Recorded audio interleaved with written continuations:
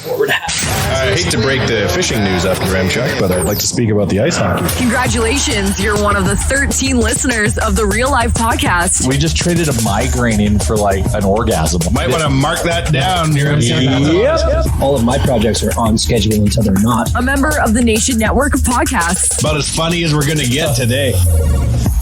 Did you know, Chalmers, that me and Brett have another podcast that we work on together in addition to this podcast? When did you do that one?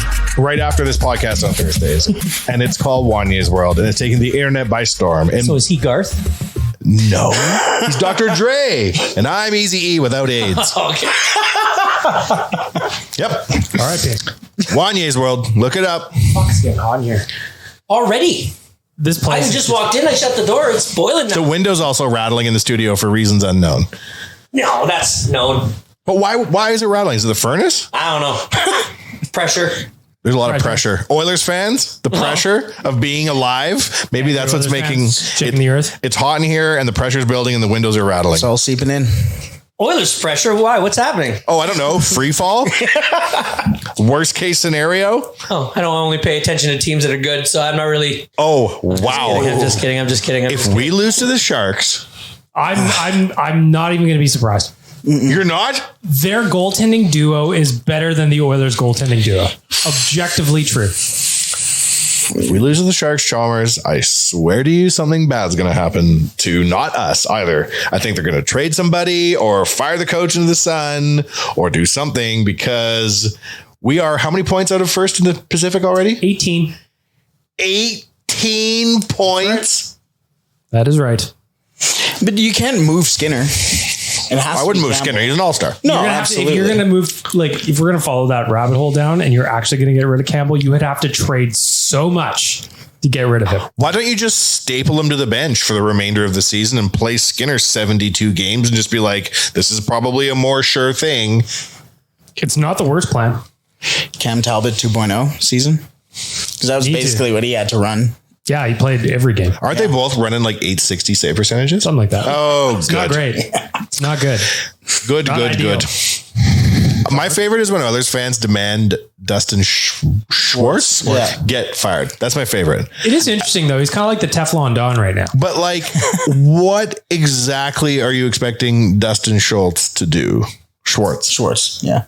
Almost. Listen, Justin Schultz cannot possibly be asked to fix this goaltending. There isn't a coach in the world that can coach you out of an 860 save percentage. The wildest part, you just mentioned Justin Schultz, is that the Kraken are doing better than the Oilers, and they have 25% of their roster as former Oilers. And not good for Oilers either. No.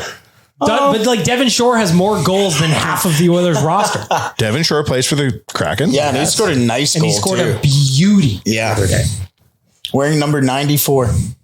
94. Hair flowing too. Hair flowing. Who does this guy think he is? New Smitty? And he dressed up as David Beckham and Posh Spice for Halloween, just like Sorry, Leon did that. Devin, you fuck. Yeah, Bex didn't share the Devin Shore costume. No. He only shared the Leon one. The Halloween costumes were underwhelming this year. Really? Not as good as I've seen in the past. Especially if you don't care about Harry Potter or know Yeah. anything about it. That Dobby costume. I don't know Harry Potter, but I know that little goblin guy. That was cool. The Jack Campbell one? Yeah. Huh?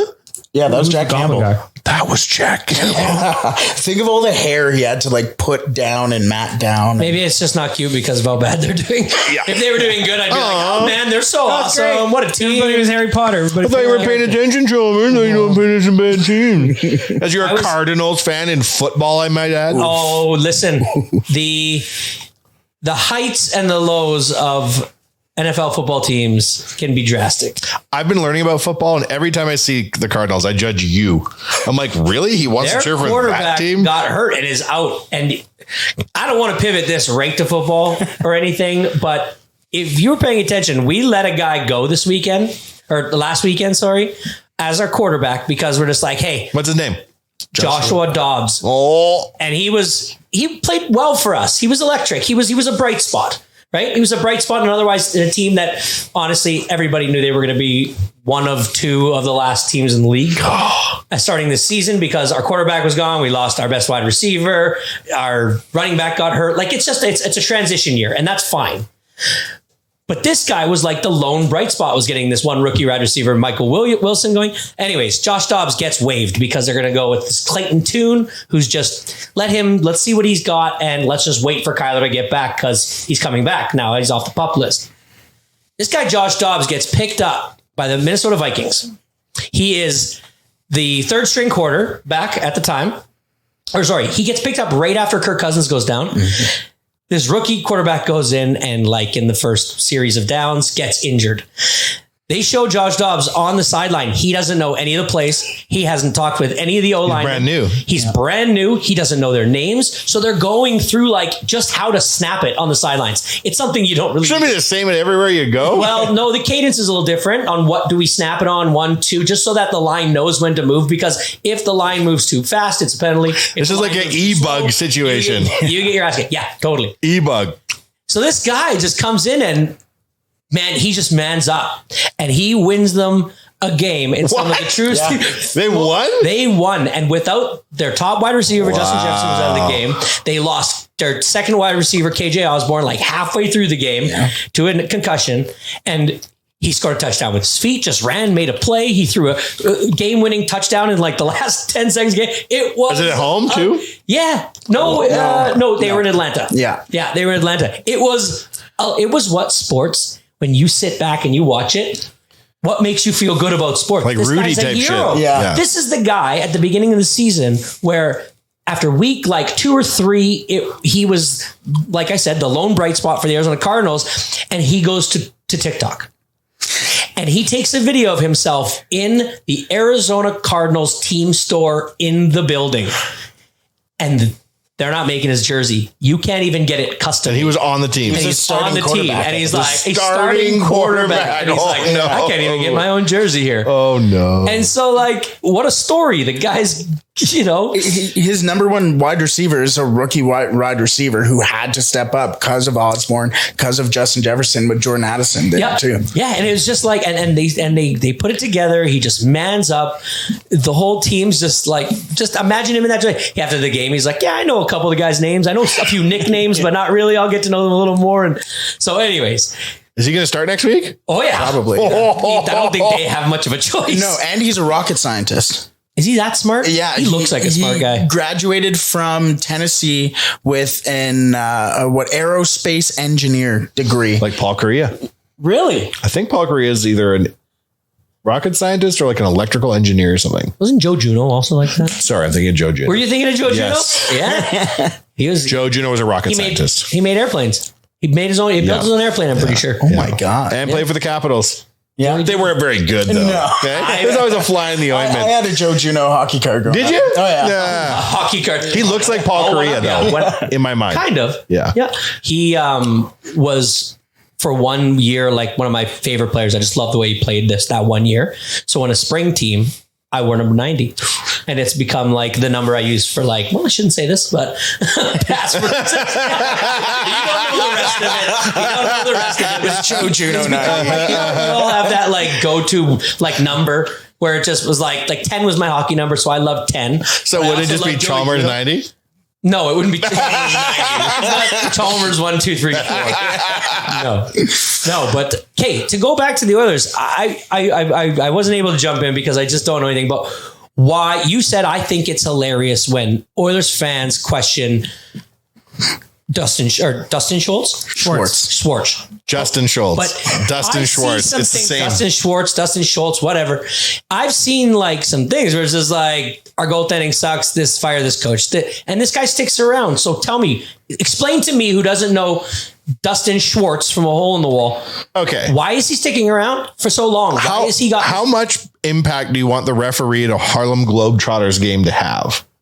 Like, either the goalies are good. It doesn't make any difference. Because you got to sit somewhere. What the fuck? You can sit here on the team photo. Like, I don't think he's... In the time that Dustin Schwartz has been the Oilers goaltending coach, every other goaltending coach in the league has been replaced.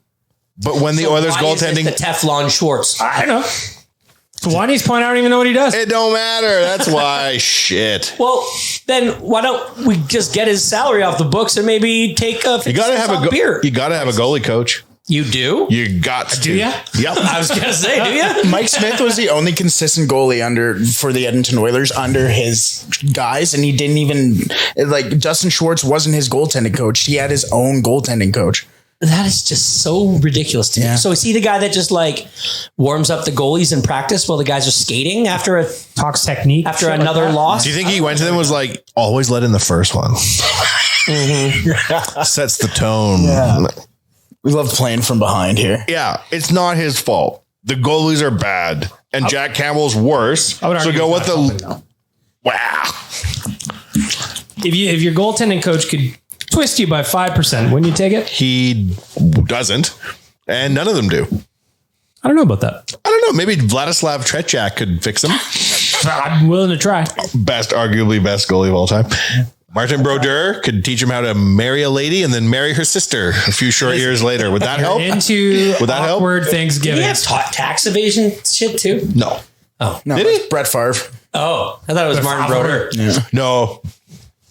Not to my knowledge. He just did that weird marriage thing. He just had his awkward Thanksgivings now. So I was at a hockey tournament for my son this weekend. He made it into a game that was being played at 2:00. AM or PM? PM. I see. Therefore, I missed most of the Nashville Edmonton game. Oh, that's too bad. What would you say is the fucking problem right now? Justin Schwartz. I'll tell you one thing. The Oilers look like they were buzzing. What was that? Second period, probably? Yeah. Give up a goal that just deflates the whole bench. So they can't get a save. Yeah. Now, I'm not saying the defense is good. I am not. But at some point, you look across the rink and that team is getting the saves that you were not getting. It's deflating. So I'm seeing a few too many messages that get sent to me about really highlighting the effort level of an Oilers back check. Yeah. What's the deal with that? Well, so the one that a lot of people were mad about against the Predators, Leon didn't have a hard back check on one of the goals. I think it was Philip Forsberg's goal. My counter would be that Campbell bit so hard on the fake shot that he was almost in the corner where Forsberg walked it around and tucked it into an open net. So Connor said said it best: death by 1,000 cuts. Defense is not helping. Yeah. They can't get a save. Nobody can fucking score a goal to save their life. It's just rough. Gagne's 2 games in, and he already has Sam Gagne is the 5th most. He has the 5th most goals on the Oilers, and he played 2 games.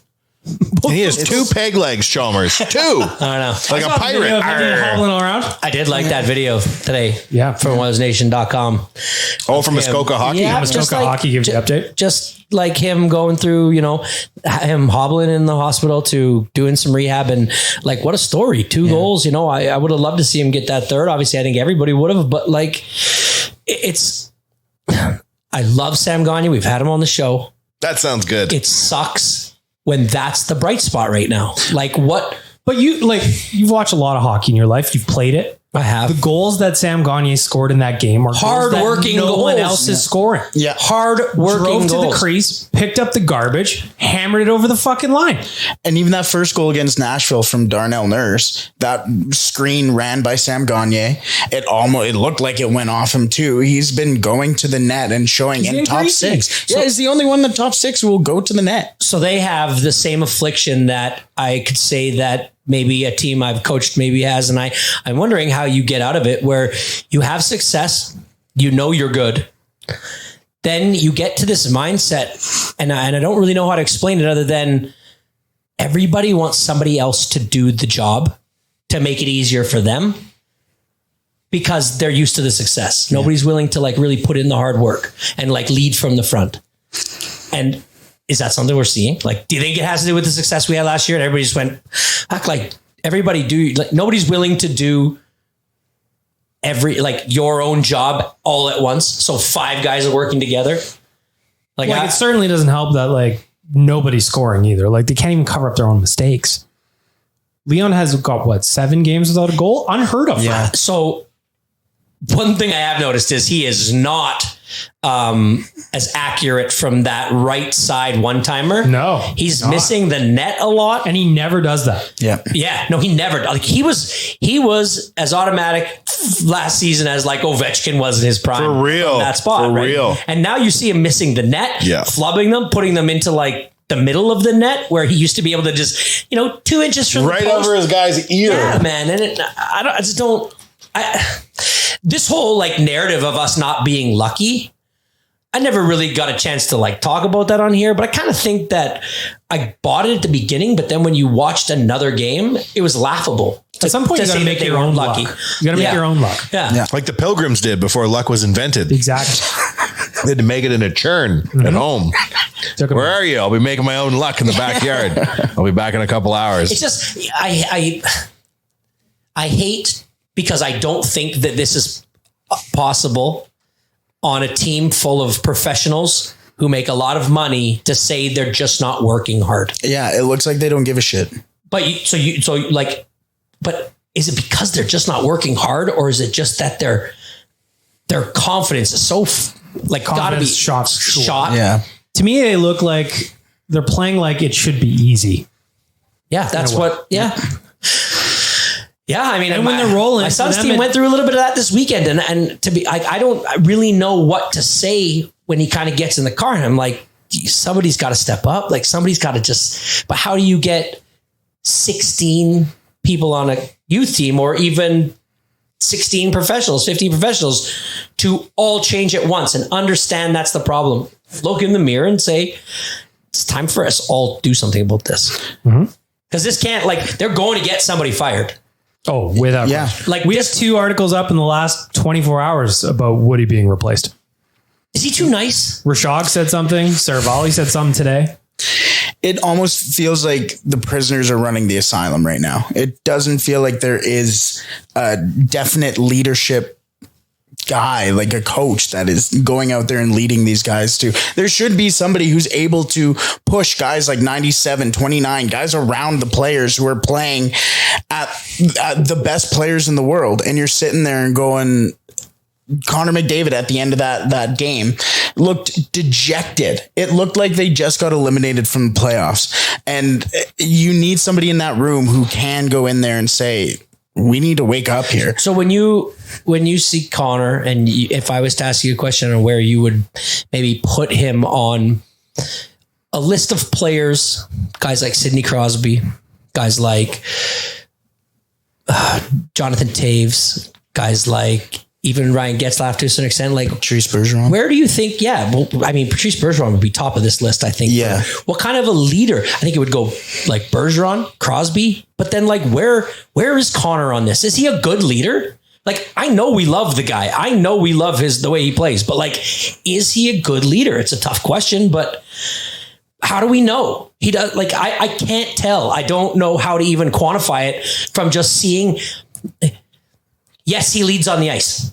There's no doubt about that, right? Mm-hmm. Your leader has got to be a guy who leads on the ice. He has to be, leading from the front, working hard, your best player most of the nights, right? But off the ice, he's got to be somebody who you want to follow because they're always saying and doing the right things. But we don't know what he's like off the ice, really, because I mean, other than a few commercials and a few interviews where he just is one, he's a cliche machine. What do we know? I would say the same thing for Sid, though. What do you know about Sid? Yeah. Fire. But that's because he's won, though. Right. But the fire. You ever seen McDavid really get mad on the bench in a way where it's not like baby mad? Because Sid looked baby mad sometimes. You had seen it. Baby mad. Like I'm like a whiny guy. You know what I mean? The funny part about that is mad is in like, I'm out here doing everything I can and you have got to follow. You've got to step up. Well, we've seen Connor yell at people at the bench, and then it flips into Oilers fan going, oh, well, he's being mean to his teammates. Yeah. There's a bunch of soft cocks everywhere.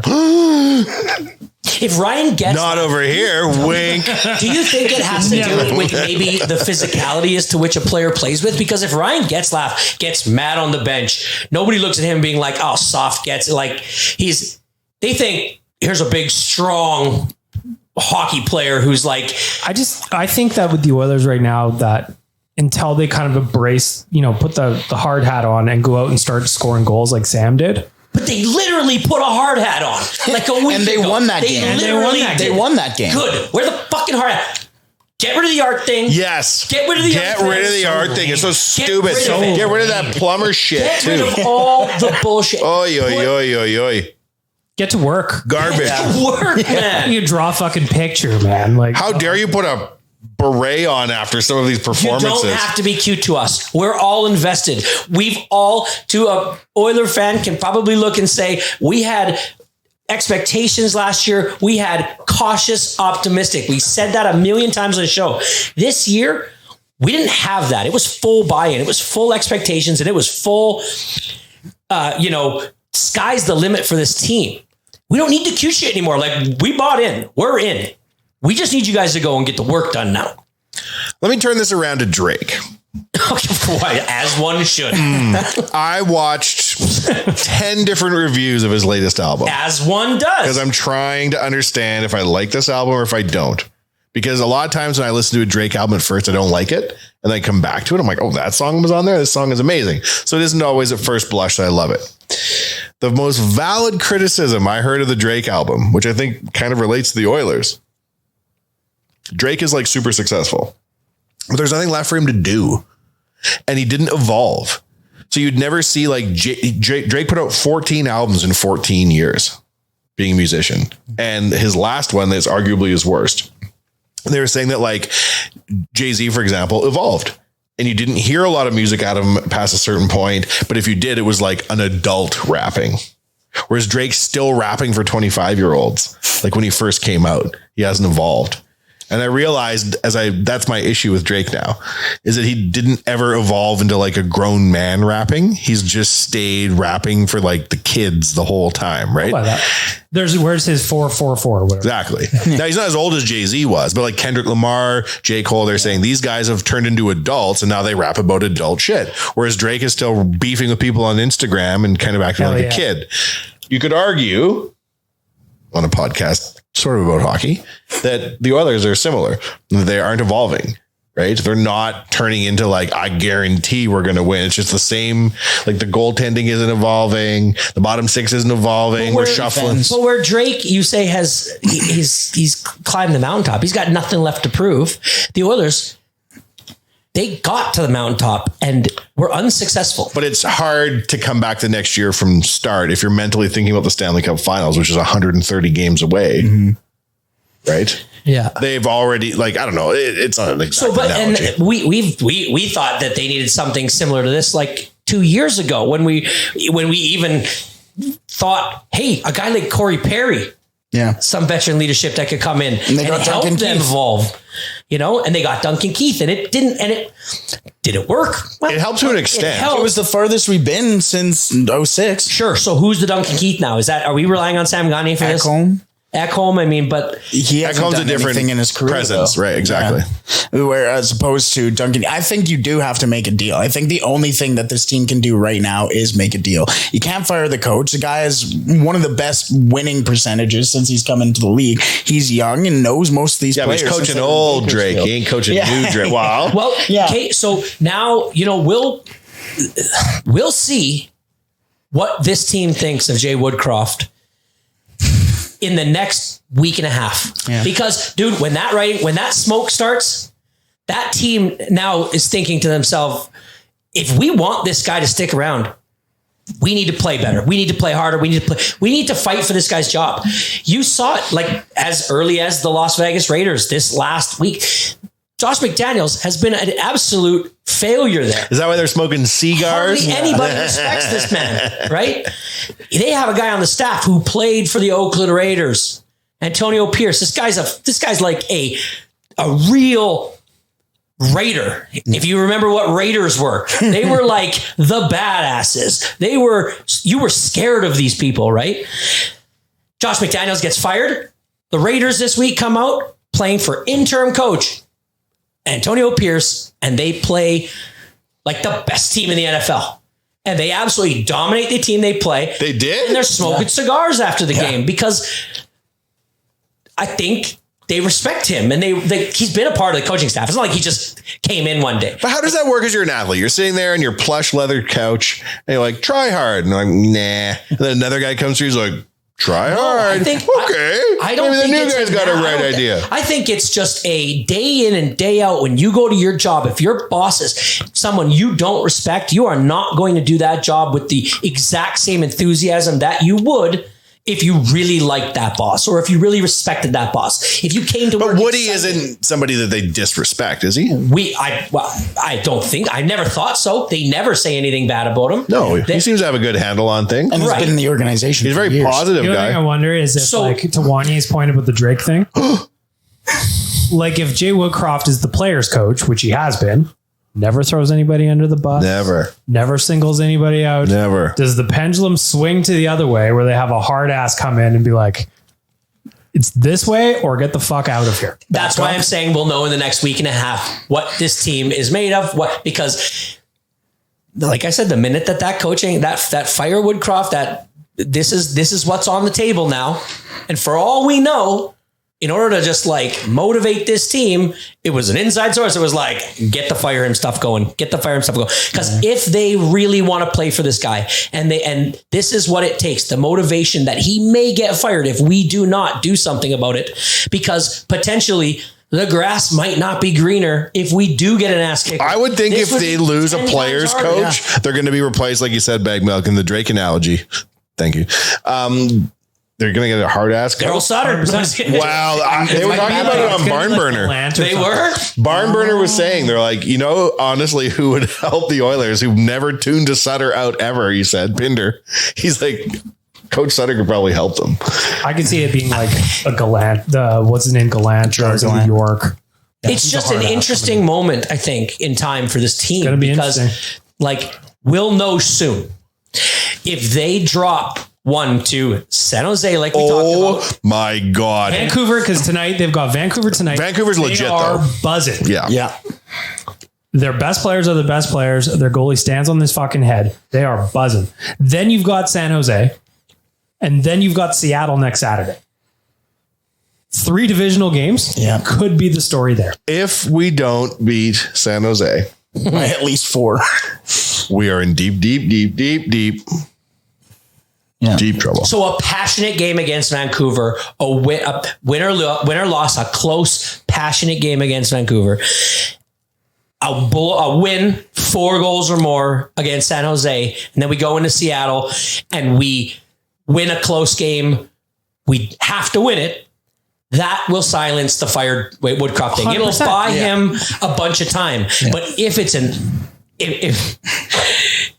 impassioned game against Vancouver and they get blown out again and they don't have, like, especially after That's the thing I was going to say. Yeah. If they go out against Vancouver, like, there's ways to lose and then there's ways to not lose. If they go in and they're clawing and scratching for every fucking inch, they're throwing things on net, they're banging bodies, they're hitting, and you lose, people can accept that. Yeah. But if you roll over and show your tummy after 40 minutes, tummy, you see it. I equate when you know it when you see it, and I always give the example of like when I was like 26, so like 2006, 2007. Yeah, that's cool. You would watch like the World Juniors and you would see Canada come out in the first shift and they would hit everything in sight. Everybody. And they would be 2 on that puck no matter where the hell on the ice it was. Yeah. And you just looked at them and you went, these guys are not going to lose. They're just not going to lose. They're doing their mindset is one of, we are going to be everywhere and we are going to be the most difficult team in the world to play. And if we see that against Vancouver and we still lose because they're on an absolute heater, people will take that. I would take that. Yeah. But it has to continue. But what else I'll take, Chalmers? For limited time only, listeners of this podcast can get 25% off and 0 delivery fees on your first order of $15 or more when you download the DoorDash app and enter the promo code NATION25. That's 25% off, up to $10 value, and 0 delivery fees on your first order when you download the DoorDash app in the App Store and use the promo code NATION25. Chalmers, one last time. Nation25 gets you 25% off your first order with DoorDash. Offer valid only in Canada. Subject to change. Terms do apply. Back to you, sir. Ding dong. But have Right, you? though. It's there's ways to lose and there's ways to not lose. And the Oilers have the game against Nashville. They just rolled over in the third period. I haven't seen that type of play from the Edmonton Oilers, what you're describing of the old World Junior teams. I haven't seen the Edmonton Oilers be able to play that way at all. And I don't think genuinely one line can play like that. There's nothing for me that I watched this Edmonton Oilers team where there's no Gagne fire. played. Yeah, that's what I was going to say.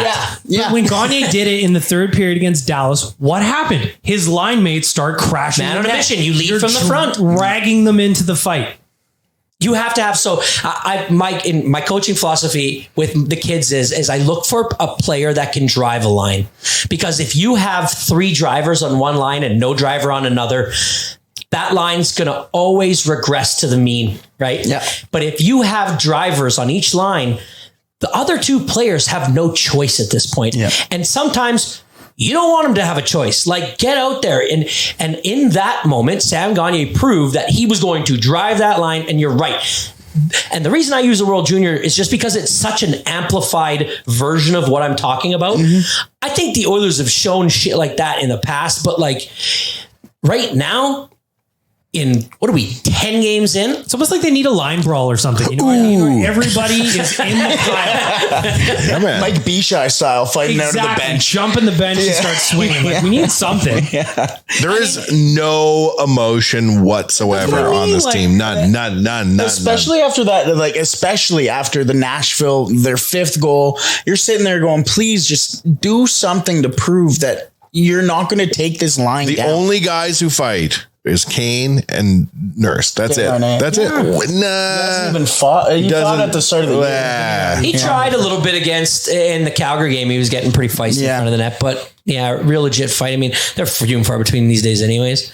So, but like physicality, I was watching a Bruins game the other night and I'm unfamiliar with this type of hockey. And it was David Pastrnak throwing hits. Yeah. Of all people, it's David Pastrnak going out there. And when you think of doing David, it together. Yeah. They've had that mentality for generations now. to Kane's credit, he did kind of try. He's been better. Kane is always going to be the one that does He's it. fine. And he But will. it can't just be him. And Nurse.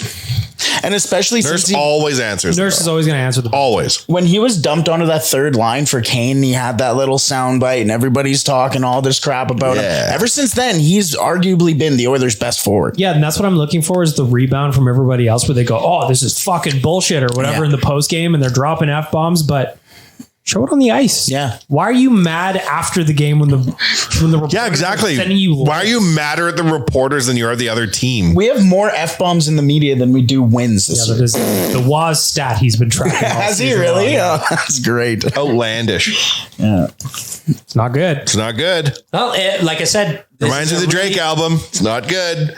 for all the wrong reasons. This is a very interesting, very It's a different fun album. That's week, Nickelback. Very like weird week to look forward to, Yeah. right? Like you're normally looking forward because we want to keep them, but like it's legitimately Stockholm syndrome. embarrassing and unexpected to see a power ranking and see your team at 27, 26 and see the Vancouver Canucks at 1. And you see a graphic during the broadcast where it's like the Oilers have got all these good fancies and all these things that should be contributing to wins, and then goaltending 31. 31st, Chalmers. 31st. No, I know. What is it? What is it? They're bad goaltending. I would put it at the top of the pile. Like we saw, God, last year here. So last year we kind of thought we had some. But like last year, Don't say anything or it might ruin it. We might have. we did this on Oilers Nation Radio. We went through the first 14, 20 games of last year. First 10 games, the Oilers were not that great. But the difference was Connor and Leon were doing 2 points a game, outscoring every problem. Power play was fucking steamrolling everyone. The power play's still like 4th though. Like it's still rocking big it's not, numbers. yeah, it's not. It's fine, but like they're not covering up the mistakes the way they were last year. They They're not bailing themselves out. is that top line with Connor and Leon on the Split it same up. line? Yeah. It has Split them to. up. Kind of going back to what you were saying, Drivers. they have 2 drivers on that line right now, and then after that, it's just a modge podge of players. You can't keep them together. You look at this, there should be 5 drivers. on this team. McDavid, Draisaitl, Nuge, Kane, and Hyman are all drivers in their own right. They can all do it. So split those two up. Sure. I don't think they specifically need to drive a line each. But then again, I don't know what the answer is up there right now. Is the answer James Hamblin? Could be.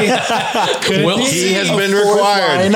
He has been. And you know what? That is the one thing recalled. I didn't see from the Nashville game, and I didn't really read up on it. But Ralph Lavoie played. Yep. And how did that go? Come see, come What's saw. the synopsis of it? What? Woody barely played him. He only really Fire started him. getting shifts. Yeah. If you're not willing to bring in a guy from the AHL and give him 21 minutes of ice immediately, you don't know how to rush a prospect. Well, the fourth line is Holloway, Hamblin, and Lavoie tonight. So that is getting. I think there's a lot of really good looking Oilers on the bottom six that get a free pass from Oilers fans because they're cute. The bottom six drive me crazy. Right now. They're soft. Ryan McLeod is. I love Ryan McLeod. I predict him to score 20 goals this year. That is incorrect. All he is a fast guy. Yeah. They're not impact players. And because they're so cute, we don't get mad at them.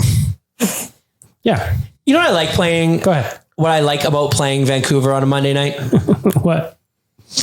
That we get to watch Monday Night Football. And the game has just begun when that game ends. I thought you were going to say that it's the perfect time for a Crown Royal. There it is. This Generous team, guy. this- Generosity lives in all small things. Our friends at Crown Royal. Generous guy. It's time. Chalmers, you got a whole notepad. Well, listen, I'm trying to take this stuff seriously, even though I did miss Thursday, which was going to be my new Keeping It 100 segment. But that is a Thursday thing, everybody. It is only a generous guy My generous guy. lives in the small things. Crown Royal, crown everything. Back to you, Chalmers. My generous guy is 11 guys on the Tampa Bay Buccaneers who so generously gave CJ Stroud, the rookie quarterback of the Houston Texans, an historical rookie start for an NFL quarterback. Okay. Let me read off a couple stats to you. In this game, he went 30 for 42 with 470 yards and 5 TDs. You say, well, it's all those great wide receivers he has. Name one. I can't name 3 NFL players. Okay. Does Tom Brady still play? Yeah. Oh, Tank Dell. The juice? Tank Dell. His wide receivers are virtually unknown. Fantasy players would know them, Nico Collins. But the fact is this kid, the second overall pick in the NFL draft this year, who was picked after QB Bryce Young, who threw 2 picks yesterday in a loss to a really terrible Carolina Panthers. CJ Stroud is playing amazing. And just how amazing, you ask, Wanye? I did. I'll tell you. Of rookie QBs in their first season and how many yards they've averaged up to the 9th week, it starts with Andrew Luck at 300 yards. Cam Newton had just under 300 yards. Justin Herbert had 291. Joe Burrow, 284. And CJ Stroud with 283. Wow. That is some good company. Pat Mahomes had 313, leads them all, but it was his second actual full year because he didn't play his full rookie season. CJ Stroud was a benefit of the Tampa Bay Buccaneers defense being my generous guy of the week. I'd drink to that. Generous guy? I mean, you're not prepared for this segment, man? I mean, like, come on. I can do one. You can keep thinking. Okay. Please, Wanya, give us a generous Spend like guy. 2 hours minus 75 minutes on that. I put a quote up at OilersNation.com on Insta today, and it was a Bruce McNall quote, former Oiler or owner of the LA Kings, talking about negotiating with Gretzky back in '88 for his contract as a King. And he said, I came up with a number I thought was fair. Wayne said, no, wait, that's too much money. Right near the end of our discussions, he said, well, if you want to pay me that much money, why don't you take a certain portion of it and divide it among my teammates as a bonus? Man, Wayne Gretzky's so nice. He is so nice. He's a generous guy. Very generous. That is the definition of a Crown Royal generous guy. Did you see his view on fighting and neck guards the other night? No, go ahead. Well, I don't know it word for word, but to sum it up, he really kind of said like, hey, do we really need fighting?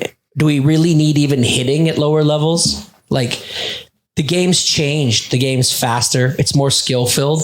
You know, he was kind of calling for it to be less violent, which I was a little surprised about. As an old school hockey player who played when guys were literally elbowing each other in the face and swinging each other's sticks. Let me remind you of Dave Semenko? Question mark? Yeah.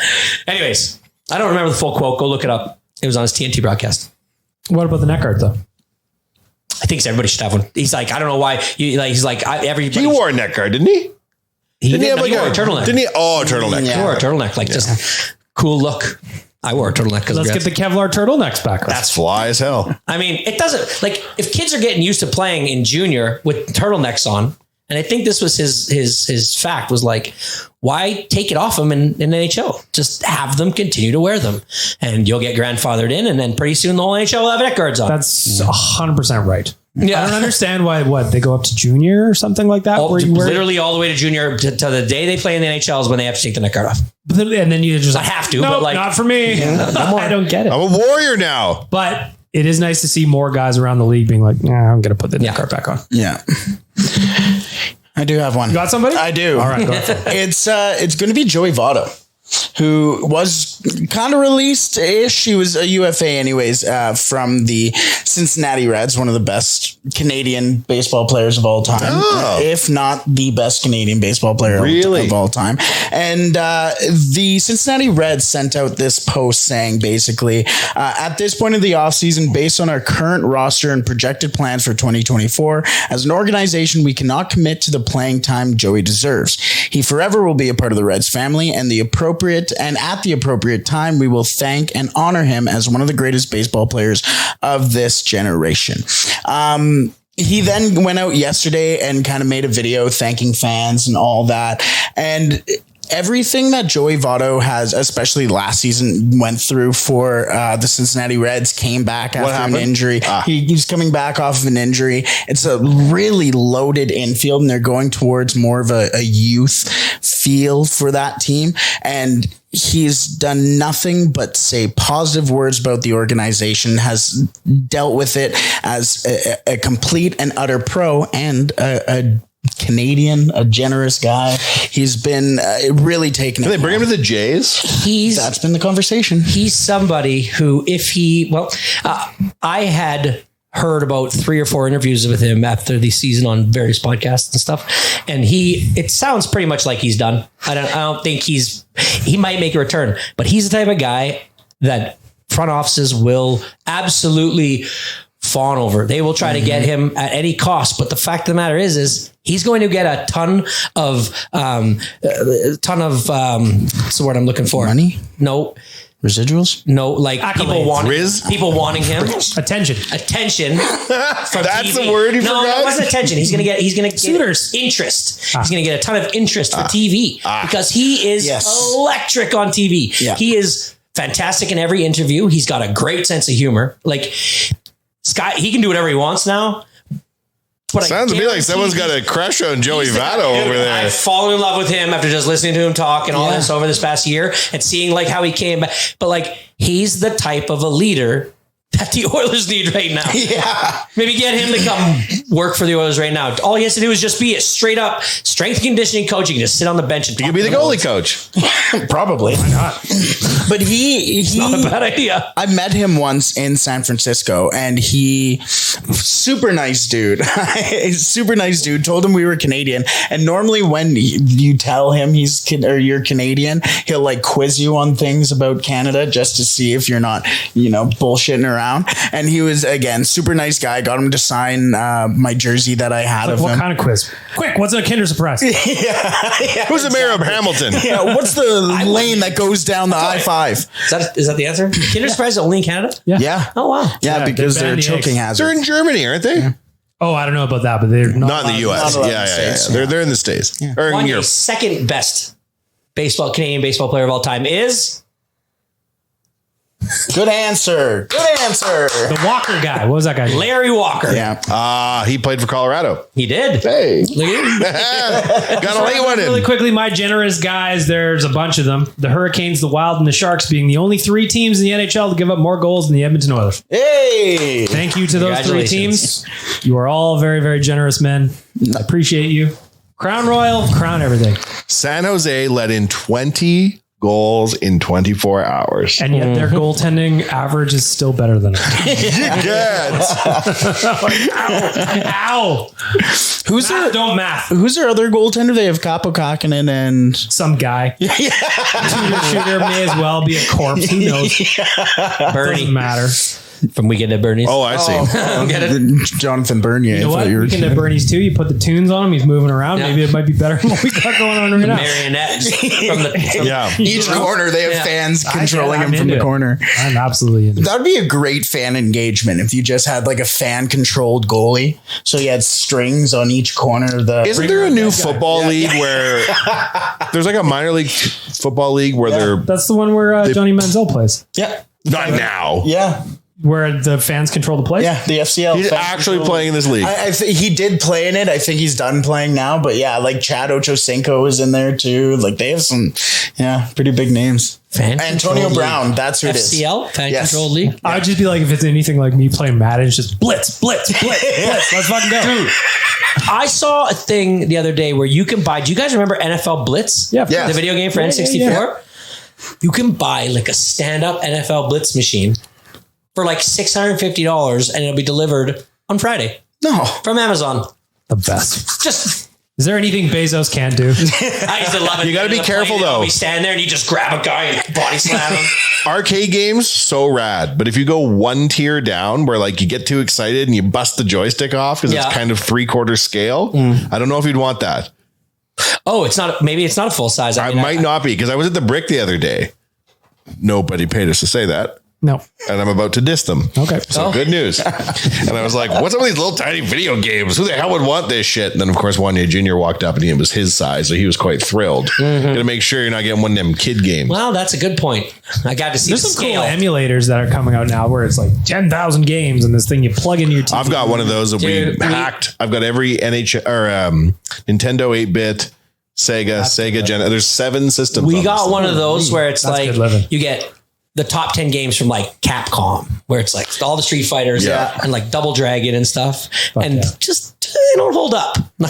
I remember Marvel. Fighting in Double Dragon does not hold up. Yeah, Marvel versus Capcom too. That was that was a good one. That was a slap. See, like, that's why I feel like if I got an emulator with all the games on it, I would be better with that. Because I'd be like, I love Double Dragon, but maybe in the 90s, not so much today. Do you know what game I bought it for? And it was like $8.99 on like PlayStation Plus, like on the store.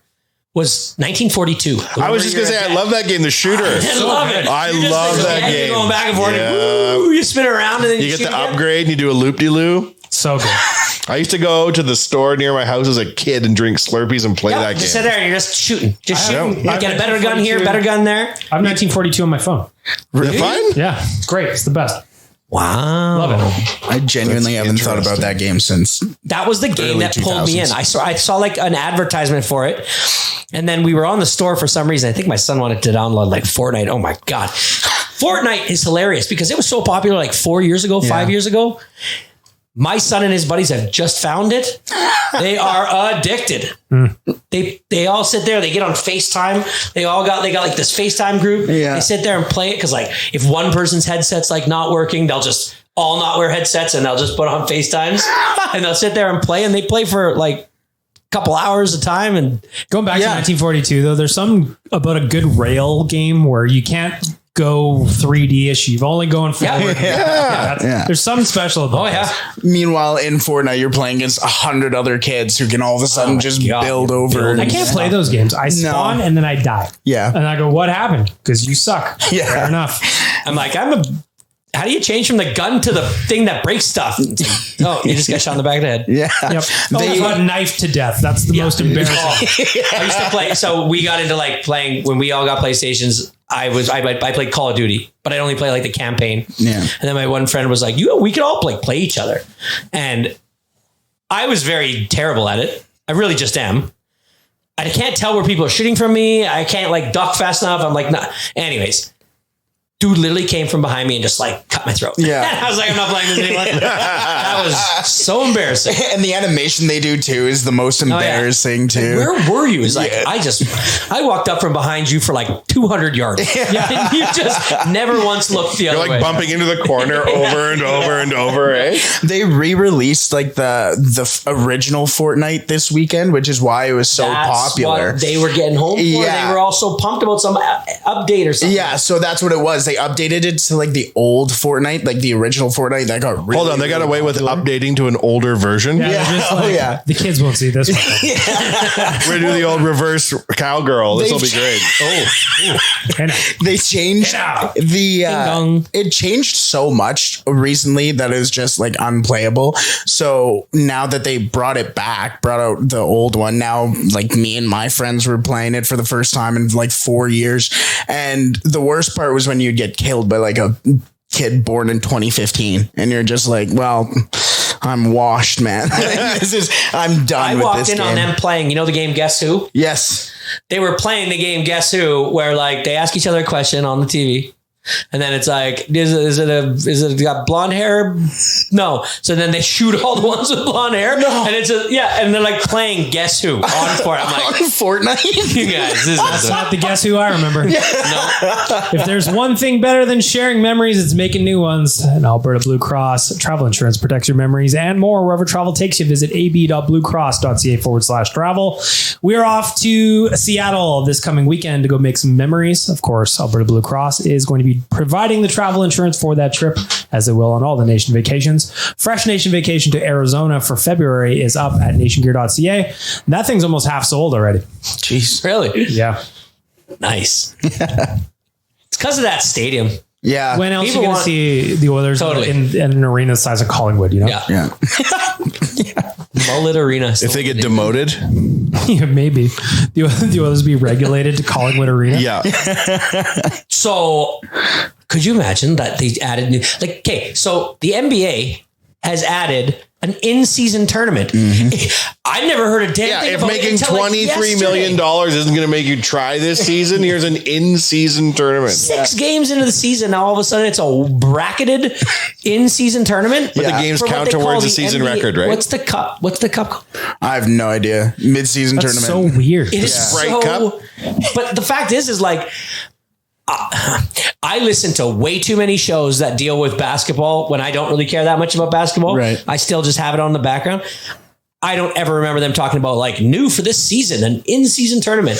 That's something I would remember. They're trying new rules to try to make the game more popular. Yeah. Crazy. Have you seen the courts too? No, they're all painted up. Like, they look, I am one of the few bright people who are a fan of them, but they have their team colors in it, but like they'll alternate. So the Chicago Bulls was a red stripe, a black stripe, and then a red stripe. And then with Bulls like smacked right in the middle. And then the trophy that they win is a live hand grenade.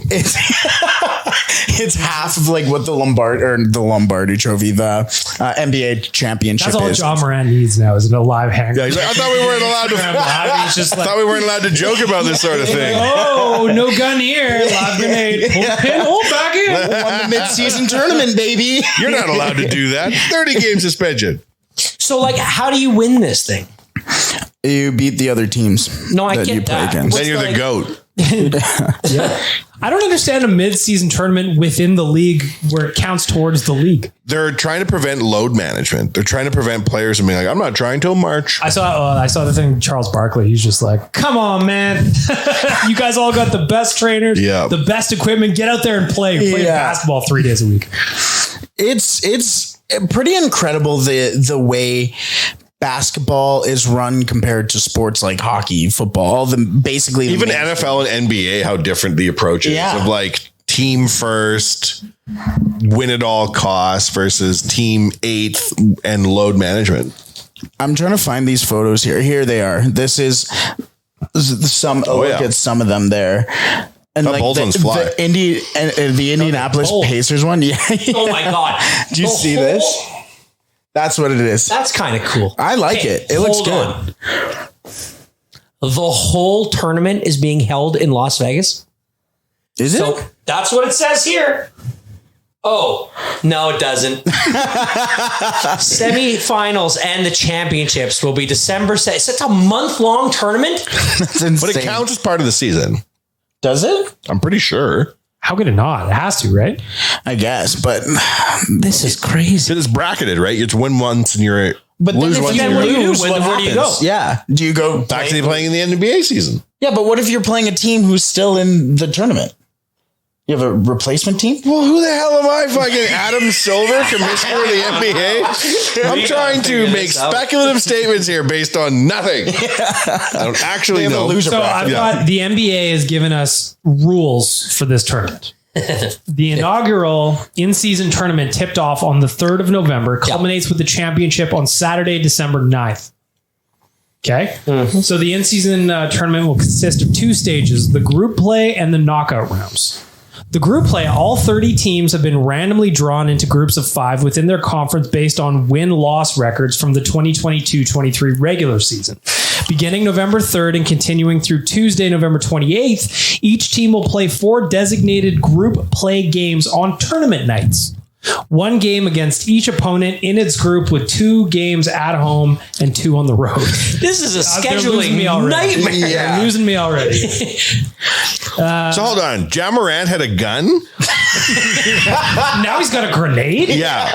That's not the NBA news I want. I want drama. Yeah. And could you imagine the court, like, especially for the teams who have hockey teams in their arena too, the court staff who have to go in there and build the court, but now with different court setting, because that's not what they use during the season. Those aren't the courts that they use during the season. These are specifically for the tournament. So then they have to go and create brand new courts. And then if they have a hockey team in there, go out and take out that court, make a hockey stadium, then bring it back in and put those courts back in. And then if you lose, do you have to put the regular court back in again too? Like, there's one of the coolest videos I ever saw was last year during the playoffs, and we were down in LA, where in one day at Staples Center, the Clippers played, then the Lakers played, and then the Oilers played that night against the Kings.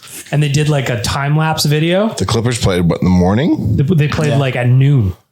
And then the Lakers played at like 3. And then the Kings and Oilers played that night at like 7 or 8. Yeah. So they did a time lapse video of court change 1, Clippers to the Lakers to the ice. It was awesome. Yeah. The logistics are bananas. Here's all the NBA news you need to know, Chalmers. You ready? I'm ready. Michael Jordan's son Is dating Larsa Pippen. is marrying Larsa Pippen, and the best man at the wedding is going to be Michael Jordan. Oh my God. And it's all going forward. That's the plan. The Jordan family, Pippen family, Scotty, you should not go to that wedding. You'll probably knock out the best man. You think so? That's just... They hate each other already. Do they? I didn't know this. Scottie Pippen and Michael Jordan hate each other. And now that Michael Jordan's dating his ex-wife, so, what? Yeah, I did know that. Larsa Pippen got that game. Silly. Anyways, that's your NBA report.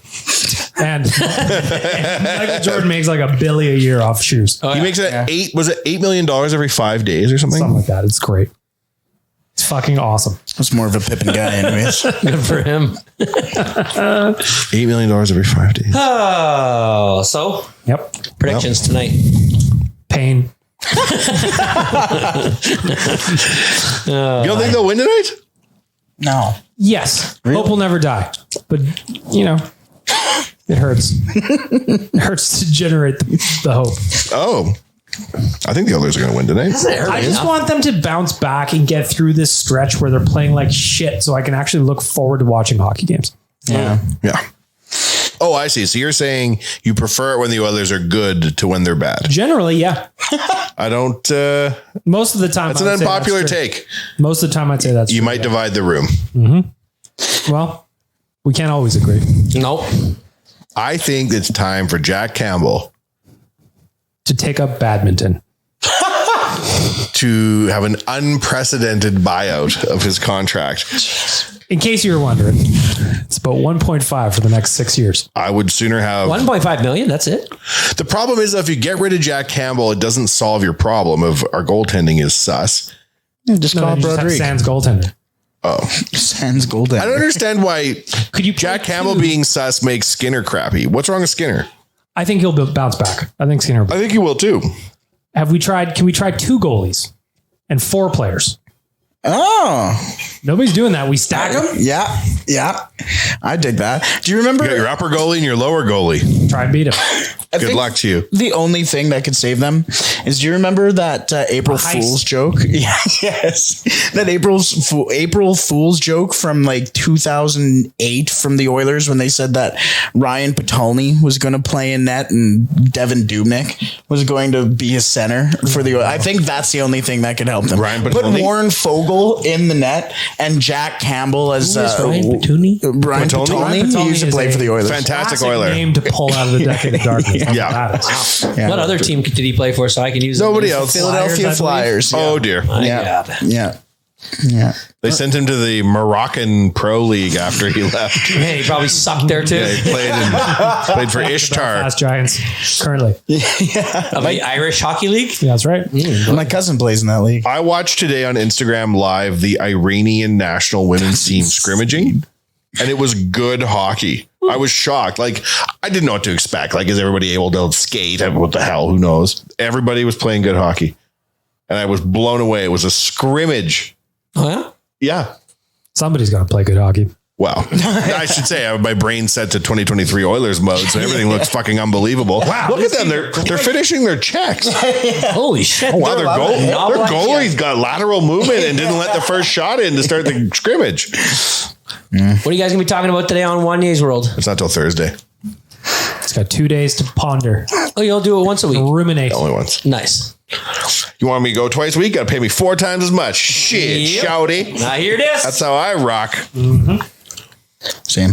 Pat McAfee has a new college football show. Coming. Yeah. Hey, that's interesting. They're just going to let him have a stranglehold on the NFL and on college sports. And hockey. He love hockey. He love hockey. You're going to get a hockey His show soon. why hockey, like that video that was cruising around last week, why hockey's the best, was so much fun. So much fun. Oh, he wears like hockey jerseys every other day these days. He had a Pittsburgh Penguin. He always cuts the sleeves off them. Oh, of course he does. Yeah. Why does he want to show his gun so bad? He's a kicker, and that's the only time he can show them. Really? Probably. He was the one that like He's not like ultra kickers jacked. are people too, and like That's what he used to say? The kickers are athletes too. Yeah, he used to be like always show his guns. He used to lay out people on the field. Yeah. Oh yeah. And have you ever heard a story about he was about to score his first NFL touchdown, and Troy fucking Polamalu came out of nowhere and took Polamalu. out. Yeah, that's, So he's going to like, how what, he he said took it. the. Is that how he said it? So yeah. Oh, okay. Yeah. I thought you were making No, a joke. I know. Troy Polamalu is one of my favorite Yeah, yeah. players. But so they had this one play set up on special teams that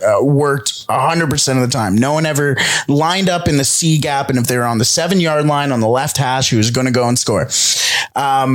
So they were doing it against Pittsburgh Steelers. That's his hometown in Pittsburgh. And they have the football on the left hash on the 7-yard line. He's going to make this play. Everybody's pumped for him. Vinatieri's going crazy for him. Like, he knows this is going to be a set play touchdown. All of a sudden, for the first time in his career, Troy fucking Polamalu, as he puts it, lines up in the C gap, and he immediately goes, "We are kicking the football. We are kicking it." And they kicked it. And as soon as he goes, "Why would you do that?" He's like, "I don't know. I just had an inkling that you were there." He asked, or you were going there. He asked like years later about the play, and he was like, "Yeah, it was an open spot." Holy, that's Yeah. a one guy who would light you up. Oh my What god! This guy used to Superman over, Yeah. like he'd start Sorry, running, Polamalu. and then Just hair flowing everywhere. quarterback would say, "Hut," drop back, and Polamalu would fly over the whole line and just like boom, nail it. This guy's incredible. Yeah. He played like his pants were on fire. Play. Pat McAfee's pivot in his career is fascinating. Yeah. How much do you think he made as a kicker in the NFL career? How many years you play? I don't have that information. I see. 9 million. Really, I'm saying 4.26. He's 14 million according to Sport Track, Again. but 50 million was his most recent podcast contract that he signed. Holy. So crazy. Do another ad read for us. He would Oh, I don't have any more. Oodle noodle. 17 locations. now serving Crown seasons. Royal. 8 seasons he played. 8 season? Yep. Just kidding. They're not serving Crown Royal. You guys. I do a little? Yeah. We should. You should. On the gun. Can I get a Crown and Coke? Oh God, The Chalmers combo. Crown and Cola. Crown and Coke and a Kung Pao. With my hot box. I'll take a Tokyo Glaze, please. I had an uncle that one of the most ballin' things that he ever did is he used to have a working bar in his house, and he had rum and Coke on the gun. You have to drink. I want to get a pop machine here when we moved in. And the Coke rep was like, I understand what you're shooting for here. You'd have to go through hundreds of liters a month or it would always taste like shit. We could do it. Your uncle must have gone through it. They make those guns that you basically it goes through the countertop and just into a regular like 40 size bottle or a 60 or like even a 2.6, and you push the button. Well, it's not the booze that's the hard part. It's the pop you have to turn over. Yeah, his was. It was a mix straight out of the thing into some ice. His was mixed. So his thing was paying people to come clean his shit because he didn't want to do it. Oh yeah, that's baller. Always replacing your kegerators. The problem with that is they're always the same mixture. I like to start out with like maybe a 2-finger, and then a little later, and then maybe about a 3-finger. Golly, then get up to a 4-finger. It's Christmas. My grandmother used to call herself 9 o'clock alcoholic because as soon as it hit 9 p.m., she'd have 3 fingers of a Crown Royal. Oh yeah, Crown and Cola is delicious. Yep, it is. I turn into a generous guy when I'm pouring. The more you pour, the more generous you become. How come we don't have a Crown and Cola today, It's Chalmers? Monday. And Well, They're a sponsor. it doesn't matter. It's Monday. 5 o'clock. I have a routine. Okay, stick to it. I don't drink before 3 I p.m. don't drink on Sundays. I don't drink on Mondays. Really? It's the Lord's Day. The Sabbath? Well, no. I mean, like, I just don't. I just never do it. I don't know. It's just Because you're one of them weird religions? yeah. Which one? Like I figured like Sunday would be a time for you to have a Couple cocktail. beers. No, I don't. Watch the foosball. Yeah. You Yeah, we never just don't drink do during that Monday anymore. Night We don't, Football. we used to get together when I got together with the boys, and we'd have like a fun Sunday. So the only football day you drink on is Thursday night football? That can't be true. So this season, 9 weeks in, that's about right. Those have been the best games. If I was to, let's say, get together with somebody tonight and go for wings, I mean, I would have a couple beers. Yeah, That's fair. I would. That's fair. But I'm looking forward to December when I can drink every day and no one questions it. I get my Christmas bottle of Irish cream. That's right. And I drink it with my coffee every morning. And if I get drunk by 9 a.m., then that's the way the Lord intended. Okay. One of the best lines. So last night was the Simpsons are still making brand new episodes. Did you know this? Of course. Yeah. Kids hell are yeah. super into Simpsons. Last night was the Treehouse of Horrors. The brand new Treehouse of Horrors. Cool. In the third story, Bart becomes an NFT. Right? And he becomes the first human NFT and therefore is worth $1.5 million. And so in one of the scenes, Milhouse's dad is dragging him to the machine to throw him in it too. And he's like, I don't want to go here. He goes, have some more chocolate milk. And it's a bottle of Kahlua. It's just like, oh man, Simpsons is good. I saw that The Simpsons is modernizing these days, but Homer no longer strangles Bart. Yeah.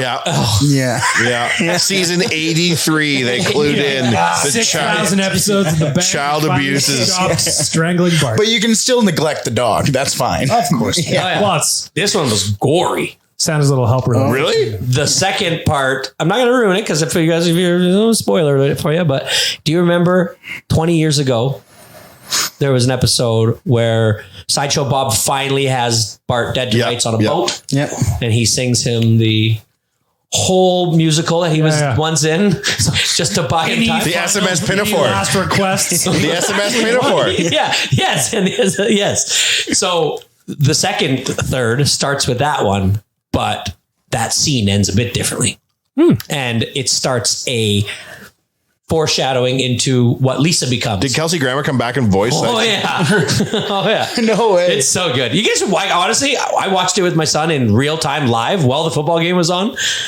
We enjoyed the shit out of it. There have been It was good. 754 episodes of The Simpsons. Oh my God. It just does not stop. And I heard that like the voiceover work is so short now. It's like an hour a week for the cast. They sound different. I've been watching, like I stumble in, they always have it on. I'm telling you, it is always on my TV at home. But like episodes back when Do you have I Paramount was... Plus? No, it's on Disney Plus. Oh, Disney Plus. Disney Plus. Yeah. It's always on Much Music too for some reason. Yeah, but my kids makes sense, they're much watching music. it like in chronological order. Oh, They are watching it in total sequence. so they'll be done in 17 years. Yeah, they're on like season like 20 right now. Oh my God. So it's like really pivotal episodes that I remember being super funny and last night's Homer, a couple other characters, they don't sound the same. They sound very Well, Dan Castanella is digitized. probably old now. I mean, hell's bells. He's been doing this for 30 years. He is 66 years old. There it is. Dan So that is almost a Castellaneta. 70-year-old Homer. Yeah. Jeez. And Bart would be like 38 now or something, I read. Yeah. Yeah. I went on the And it was a Simpsons she ride. that did Bart. Yep. Yeah. Yeah. She does a lot of, Cartwright. yeah. Nancy Cartwright, yeah. She did another one too recently. I forget what it was, but she sent out a TikTok or social media video of her like doing all the voices that she does. And then I forget, it was a recent show that she was doing. And you're like, holy shit, she does that one too. I love voice actors that Yeah. do that. Like you got Hank Azaria or whatever, like do all your voices he's from the- the he's the Simpsons. goat. And he just rips through 10, 15 characters. Yeah. Well, then that Dan Castellaneta, or however you say his name, he was on He does a bunch too. a late night show, and I saw a clip of it on Instagram about a week ago. And you just sit there and you're just like, he does like 14 characters, and they're all amazing.